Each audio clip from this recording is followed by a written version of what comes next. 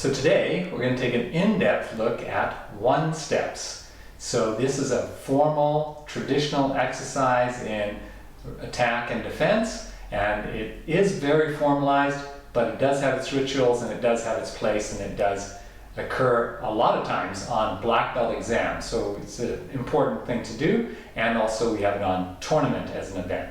So let's begin with the basics. So one person standing in Chunbi position. So I hope you remember what this represents, which is our never-ending path towards perfection. Even though we know we'll never get there, this is our promise that we will stay on the path for as long as it takes for us to keep increasing our self-discipline. So low block, I think you all know this technique, and then yell and wait for the other person to signal that they're ready, and then step forward and punch right at the space where their head used to be, we hope. But if they've left it there, of course, we can't touch them. So let's come back to ready. So bad guy part or attacker part is always the same. Low block and step punch on signals. We signal when we step back, and we signal, wait for the signal to punch. Okay, so I think we're all clear on that.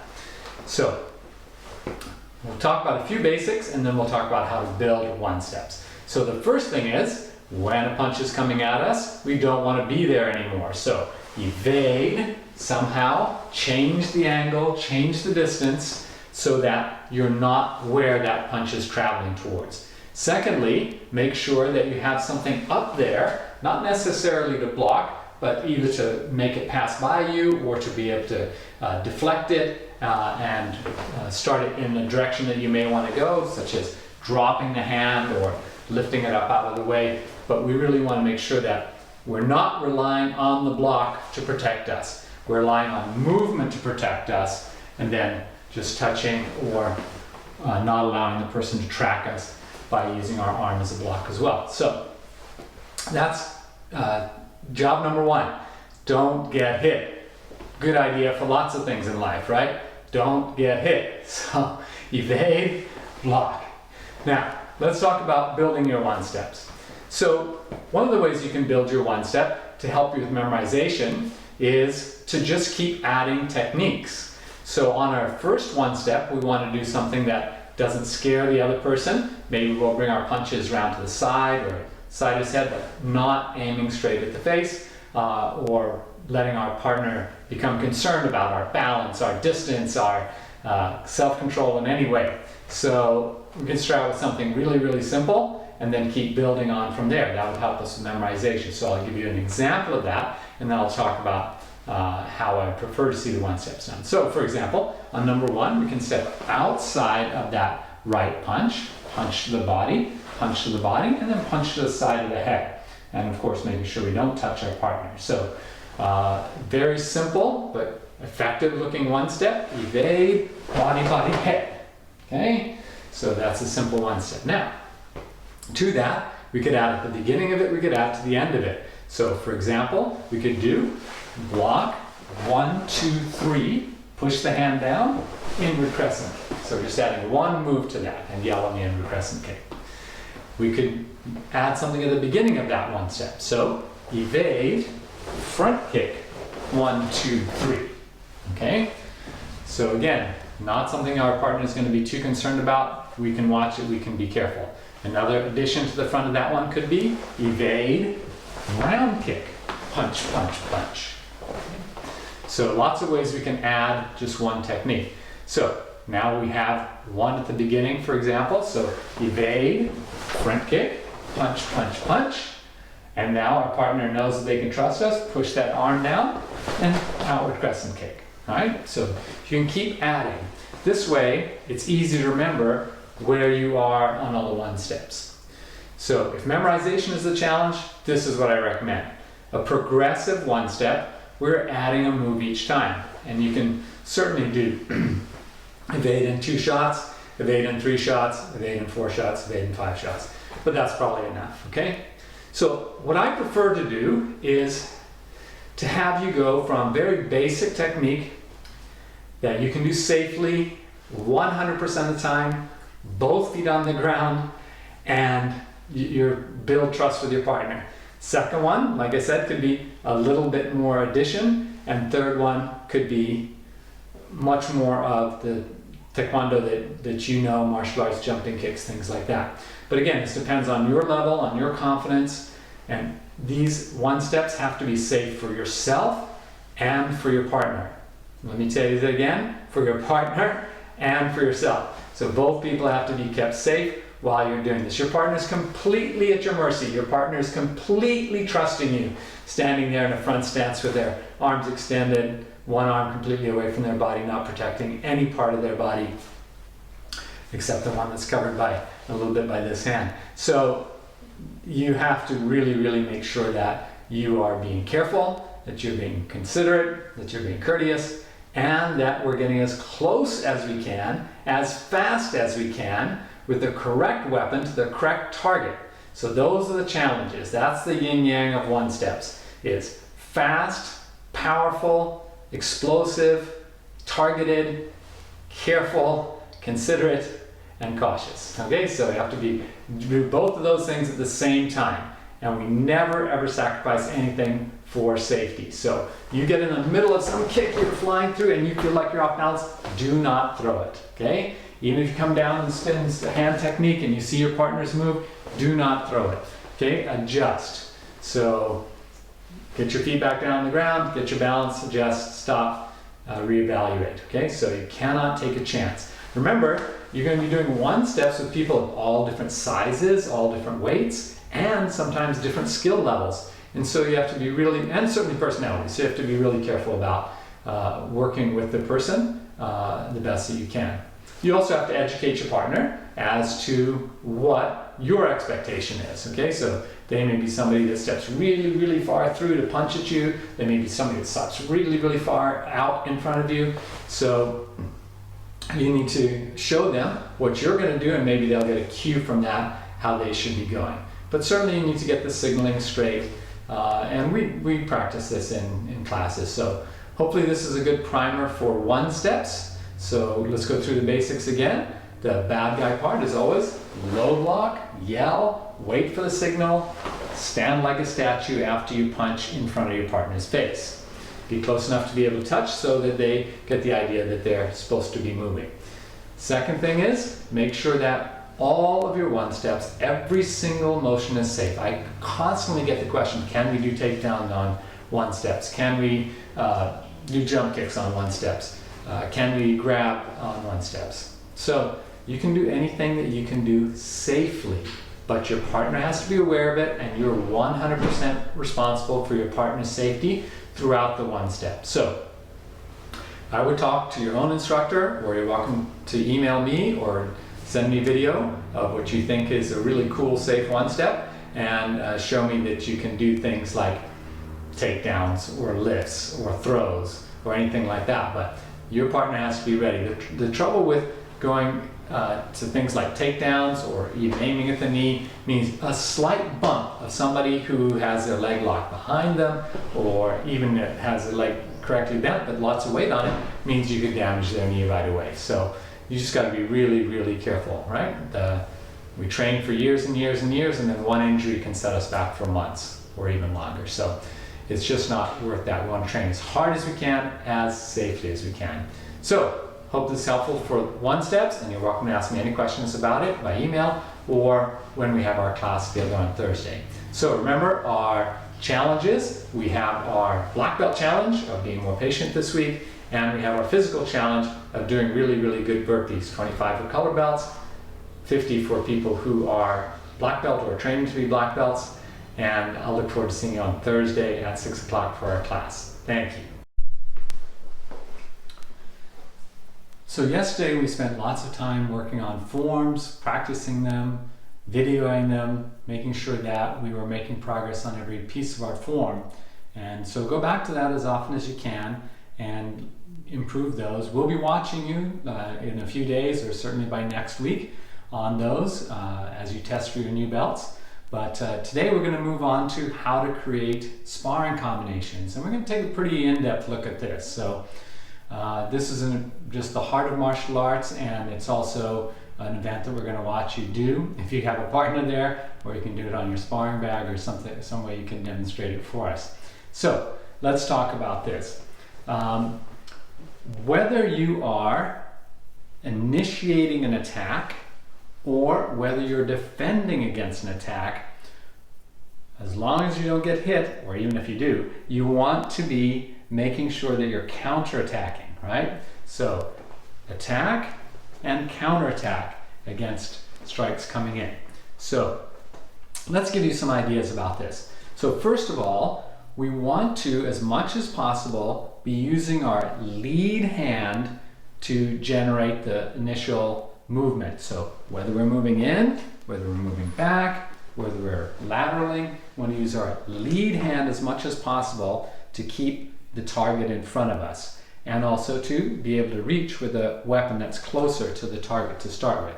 So let's just start out with some basics here. So we have to be able to move front, back, left, right, circle, angle. We have to be able to be mobile. So really important to be mobile. That gives us much less chance of getting hit in the first place. But then when we're creating these combinations, we're going to use lead hand or lead foot a lot first. Okay, so let's think about this. So let's just practice this basic combination first. So jab, jab, jab, cross. 1, 2, 3, overhand. Jab, jab, jab, backhand. All right, so whether you're moving forward, whether you're moving back, whether you're moving on all four of those shots, this is a combination that can really keep the person in front of you, lined up, measured, and then bring the other hand once they overreact or make a mistake. So let's practice this again. Front, front, front, back.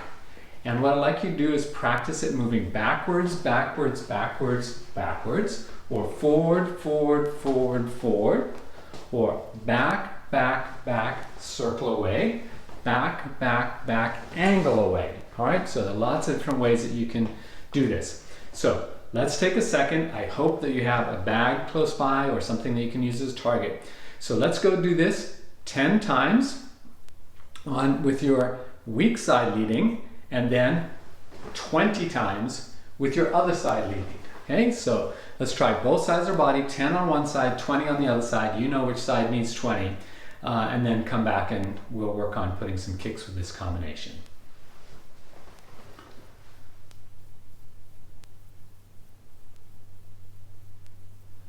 Okay, so welcome back. So let's talk about putting kicks with this combination now. So one of the ways we can build combinations is to get really comfortable with 2, 3 moves and then just start adding to them.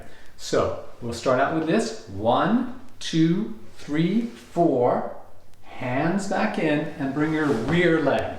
Now you have to be really, really confident coming with your rear leg because we've made the distance by knocking the person away with the punch or having the person run away from the punch. So 1, 2, 3, 4, 5. But make sure your elbows are tucked in and your hands are protecting your head when you're bringing that foot through.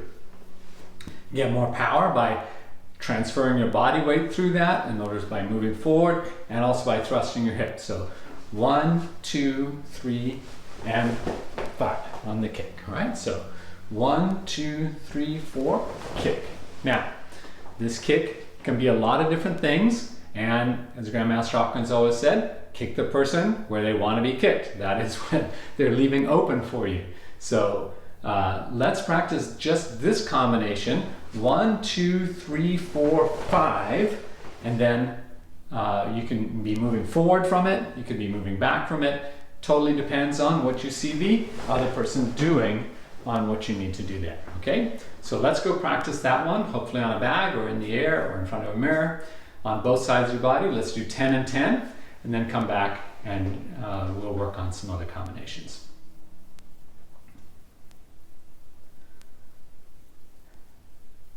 Okay, welcome back. So let's look at some other things that we could do from that same hand, hand, hand, foot combination.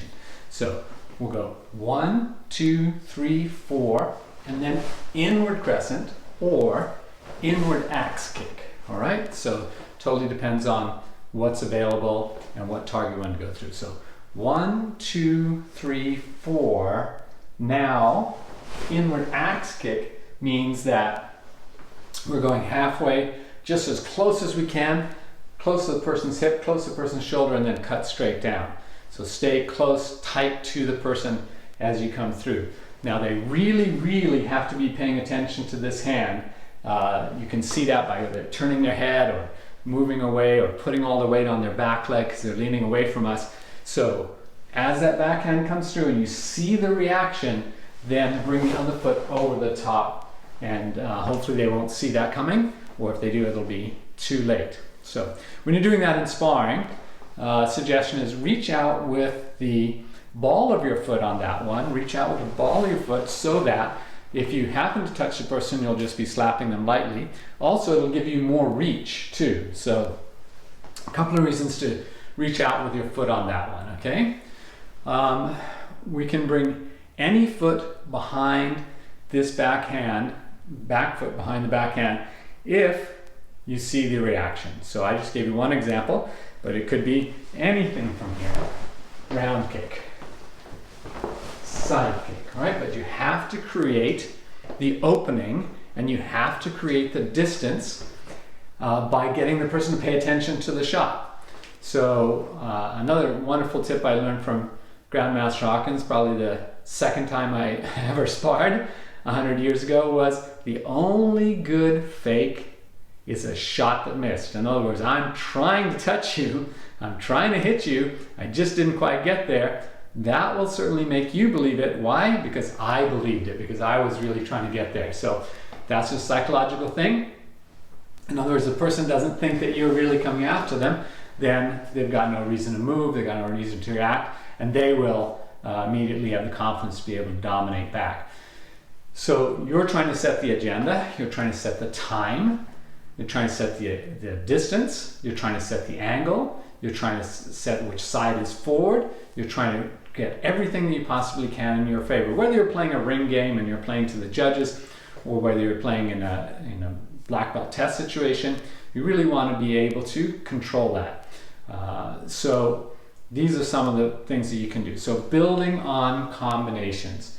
Again, another way we can jab or lead off in a straight line is with our foot, right? So front kick is a lot of times the simplest one to pick up, and we can, again, move in, we can fade back, and we can slide inside. You have to be really careful not to cross your feet on the outside. You have to open up your front foot first, but that's not as quick. So as the person is aggressing on you, if they've got their hands up high or they're creating an opening, then you can punch underneath it with your foot.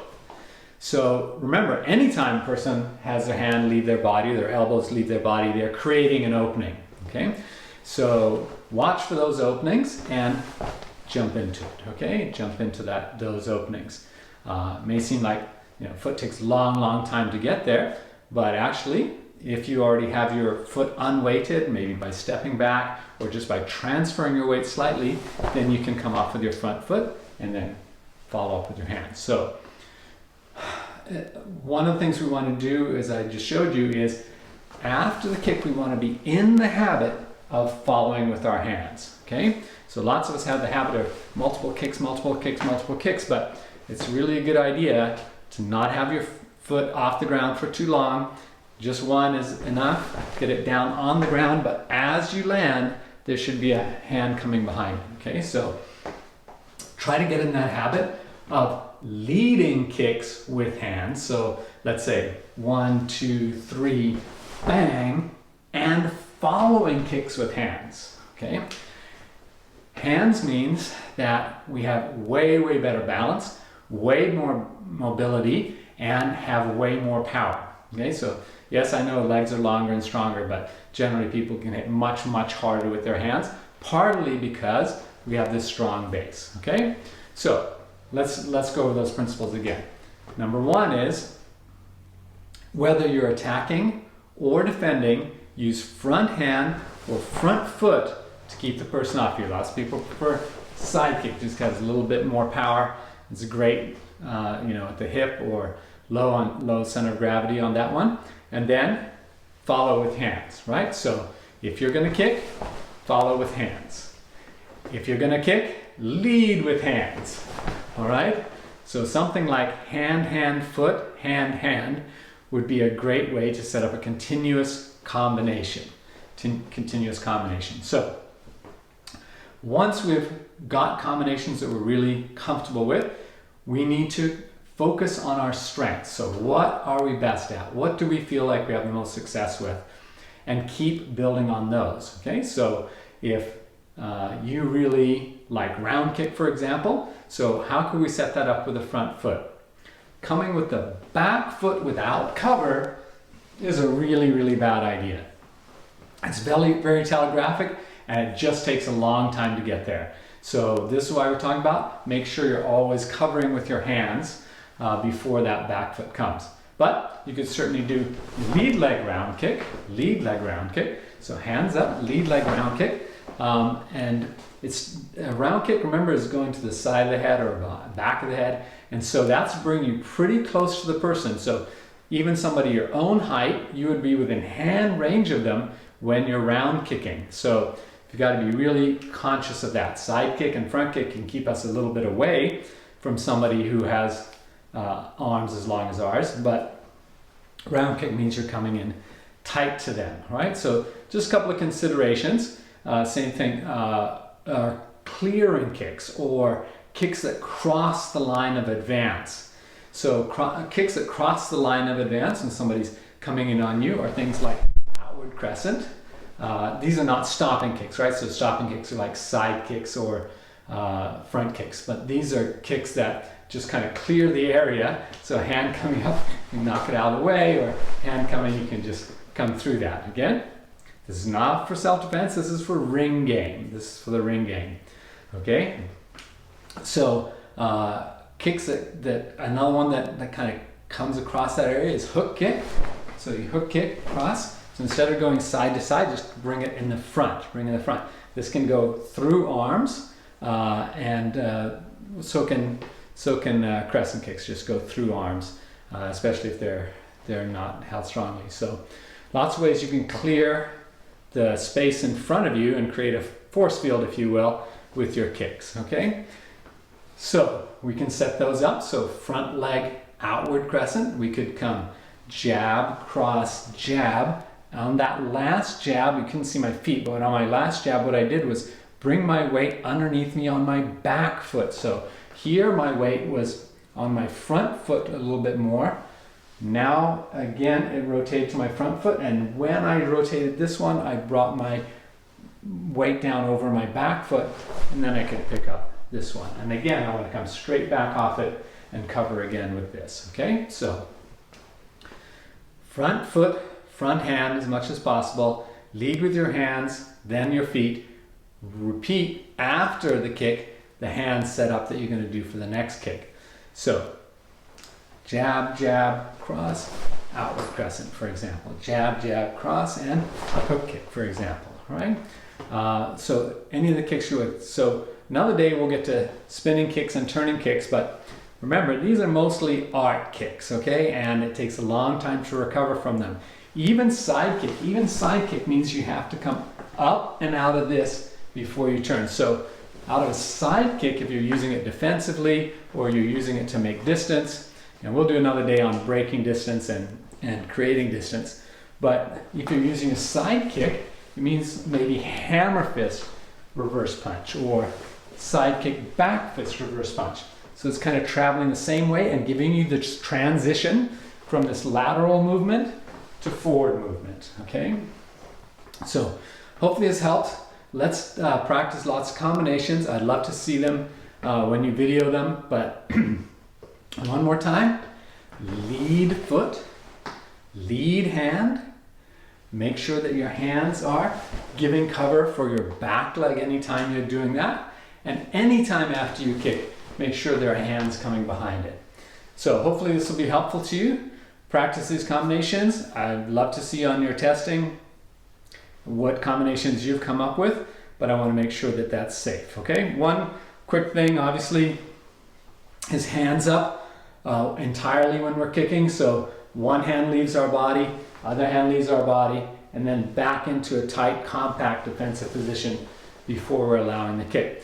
it's just too easy when we're focusing on kicks to allow the hand, especially on the kicking side, to drop. So just get in the habit of elbows in, hands up, and cover kicks with a defensive posture for your head. Okay? All right, everybody. So looking forward to seeing how this helps you in your sparring. Thank you.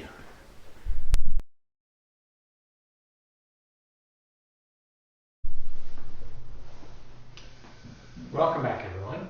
So a couple of days ago, we worked on creating our own sparring combinations. And so I want to make sure that you have the opportunity to do that and get ready for some testing sparring combinations that we think will be good for this. So let me talk to you about how many combinations do you have and how many combinations do you need? Well, it's always best to do ones that you know really, really well. So we'll only do a couple today, but I want to give you a sense of how many you really have. This was an early lesson that Grandmaster Hawkins taught us when we were getting ready for tournaments, especially the national tournament circuit. So if you have 3 moves and you do a 3-move combination and you don't repeat any of those techniques during the 3-move combination, that's 3 choices you have on the first one, 2 on the second one, and 1 on the third one.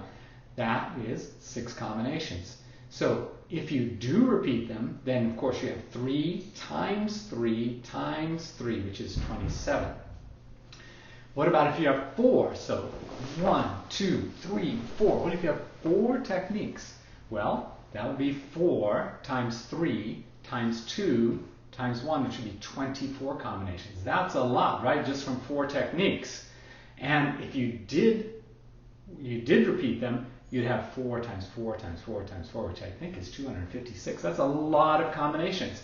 Here's the thing though, some of those you don't want to use. So let's go back to talk about those basics. Most of the time, whether you're aggressing or defending, you want to use front hand or front foot to break the distance or to make the distance. So let's just start out with a couple of those. So my dog thinks I might have got the math wrong, so he's trying to correct me. I hope I got it right. Anyway, there you go. Maybe he'll help us with some new combinations. All right, so let's try this. We're going to move forward and we're going to jab. Remember, that represents front hand, 2 and 3.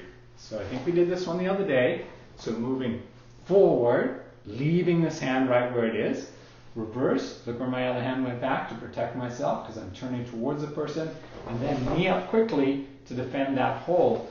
When I'm facing this way, there's a big hole here. I want to get that knee up quickly to protect myself from counterattack. Okay, so move forward, go, go. All right, we can do exactly the same thing going backwards. So 1, oh yeah, I didn't add that, did I? So if you're going forward, backward, left or right, whether you're angling or circling, I guess that's 4 times each of those numbers that I just gave you. So that makes even bigger numbers. Okay, so, and you could be changing directions during the combination too, right? Wow, now the number's getting astronomical. Anyway, here we go. We're going to slide away from the person. So slide and stick. So make distance and stick. Hopefully, if we stuck him strongly, we've got him frozen, and then we can come with our back leg again. If not, jab, cross, and he's still advancing, change his mind about that. Okay? So 3 moves used a couple of different ways, right? So let's try that again. So fade away, punch. He's not giving us space, lead leg. Fade away, punch, back leg front kick, all right? So there's a couple of ways to use one combination. So practice this one a lot of times. Jab, make the distance, cross, and front kick. 1, 2, 3, and try fading. 1, 2, 3. Other side, fade. 1, 2, 3. So please notice when we're kicking, both hands are up and elbows are in. Elbows are in. All right? So now you can add your favorite kick to that. We looked at the other day, jab, cross, inward axe. We looked at jab, cross, outward acts. We looked at jab, cross, jab, cross, jab, side kick. So that takes us up to 4. Jab, cross, jab, side kick. And again, those can be used aggressing or defending, depending on how our partner is reacting. So choose 1 or 2 and practice them 1,000,000 times. And when I see you on testing, I'll be able to notice that you use your front hand for defense, your front hand for offense, your front foot for defense, your front foot for offense, and I'll be really happy that you're staying covered and protected all the time that you're throwing the techniques. Okay? So good luck with that. Practice hard, and I'll look forward to watching you do that soon.